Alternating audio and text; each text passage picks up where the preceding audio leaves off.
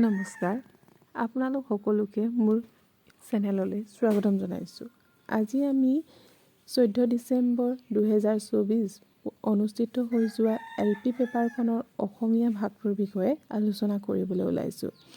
ইয়াত গদ্যাংশ, পদ্যাংশ আৰু পেডাগজিৰ কুৱেশ্যন কিছুমান আহে। আজি আমি গদ্যাংশটোৰ প্ৰশ্ন উত্তৰসমূহৰ বিষয়ে আলোচনা কৰিম। গদ্যাংশটো মই ইয়াত দি দিছোঁ, সকলোৱে ভালদৰে এবাৰ পঢ়ি ল'ব। আমি চিধাই প্ৰশ্ন উত্তৰৰ ফাললৈ আগবাঢ়িছোঁ। প্ৰথমটো প্ৰশ্ন দিয়া হৈছে, গিৰমিটীয়া চালানৰ জৰিয়তে অসমলৈ অহা চাহ শ্ৰমিকৰ সংখ্যা 1877 চনত কিমান হৈছিলগৈ? 1 নম্বৰ ৭৫,046 জন, 2 652 জন, 3 765 জন, 4 46,765 জন। আমি যদি ভালকৈ এই পেৰেগ্ৰাফটো পঢ়োঁ তেতিয়াহ'লে আমাৰ উত্তৰ হ'ব 4 46,765 জন। ৰোগত পীড়িত হোৱা এটা শব্দত প্ৰকাশ কৰা অপশ্যন দিছে ৰোগ ব্যাধি, ৰোগাক্ৰান্ত, নৰিয়া আৰু পীড়া। ইয়াৰ শুদ্ধ উত্তৰ হ'ব 2 ৰোগাক্ৰান্ত। 3 নম্বৰটো আছে অসমলৈ চাহ কোম্পানীটো কেতিয়া গঠিত হৈছিল? অপশ্যন দিছে 1 1835 চনত, 2 1839 চনত, 3 1877 চনত, 4 1945 চনত। ইয়াৰ শুদ্ধ উত্তৰ হ'ব 1839 চনত। অসমলৈ বিভিন্ন সময়ত বিভিন্ন প্ৰান্তৰ পৰা অনেক নৃগোষ্ঠীৰ প্ৰব্ৰজন ঘটিছিল। উদ্ধৃত গদ্যাংশটোৰ এই প্ৰথম বাক্যটোৰ প্ৰথম শব্দত প্ৰয়োগ হোৱা বিভক্তিটো কি? ইয়াত অসমলৈ যিটো আছে তাত আঁচ এডাল টনা হৈছে, তাৰ বিভক্তিটো সুধিবলৈ কৈছে। অপশ্যন দিছে প্ৰথমা, তৃতীয়া, চতুৰ্থী আৰু ষষ্ঠী। ইয়াৰ শুদ্ধ উত্তৰ হ'ব 3টো চতুৰ্থী। কিয় হ'ব যে কি আমি জানো বিভক্তি সাধাৰণতে 2 প্ৰকাৰৰ, শব্দ বিভক্তি আৰু ক্ৰিয়া বিভক্তি।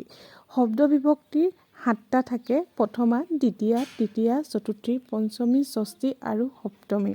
ইয়াত প্ৰথমাটো ই, এ হ'লে বুলি ক'লে হয়, দ্বিতীয়া ক যদি থাকে তেতিয়া হয়, তৃতীয়া ৰে, দি, দ্বাৰা হ'লে হয়, চতুৰ্থী ক, লৈ হ'লে হয়। ইয়াত অসম মলৈ, লৈটোত লৈ যিহেতু আছে গতিকে এইটো আমাৰ কি হ'ব? চতুৰ্থী বিভক্তি হ'ব। তাৰ পিছৰ প্ৰশ্নটো আছিল অসমলৈ চাহ শ্ৰমিক অনা কাৰ্যটো 2 ধৰণৰ আছিল।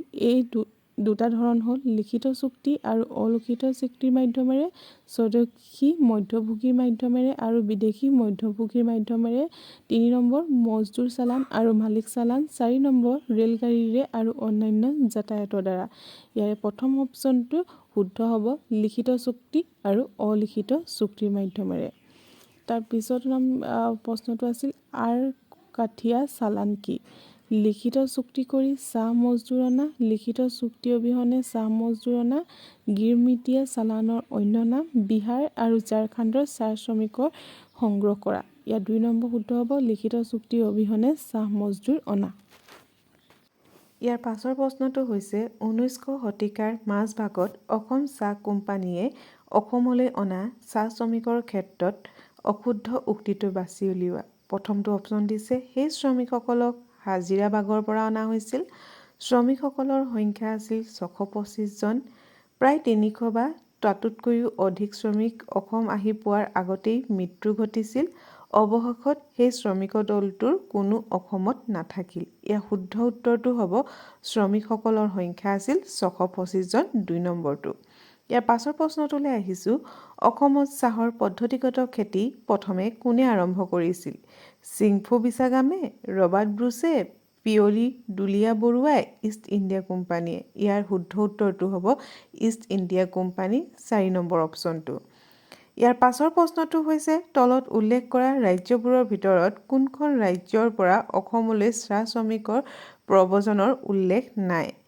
অপশ্যন দিয়া আছে মধ্যপ্ৰদেশ, উত্তৰ প্ৰদেশ, বিহাৰ, ৰাজস্থান।